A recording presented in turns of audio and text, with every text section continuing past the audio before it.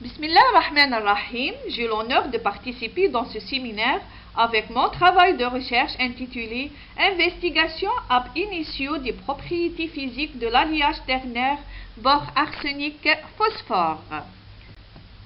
Les semi-conducteurs famille 3-5 interviennent dans presque tous les équipements électroniques et optiques.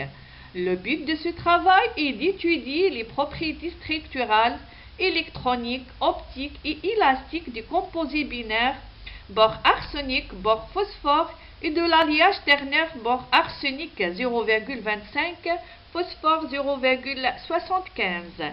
Les calculs sont réalisés par l'utilisation de codes de simulation Vienne de cas basés sur la théorie fonctionnelle de la densité DFT en utilisant la méthode des ondes planes augmentées linéarisées potentielles FP-LAPW avec les approximations du gradient généralisé GGA et MBJ pour le calcul du potentiel atomique.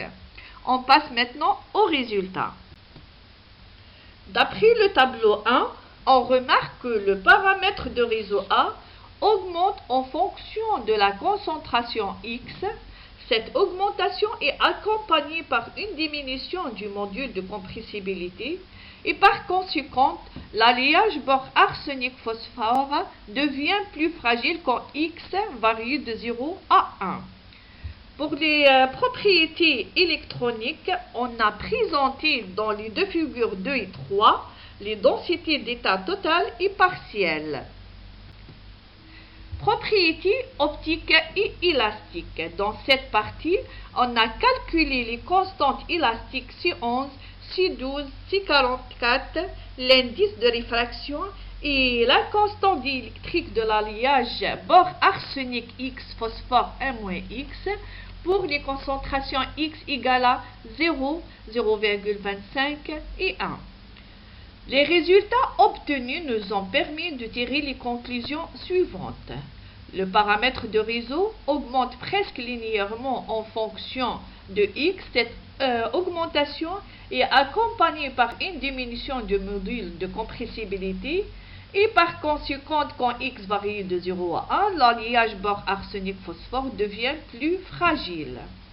Les calculs des structures de bande et les densités d'état électronique montrent que les composés binaires bore-arsenic, bore-phosphore et l'alliage bore-arsenic 0,25, phosphore 0,75 sont des semi-conducteurs à gap indirect suivant la direction sigma delta.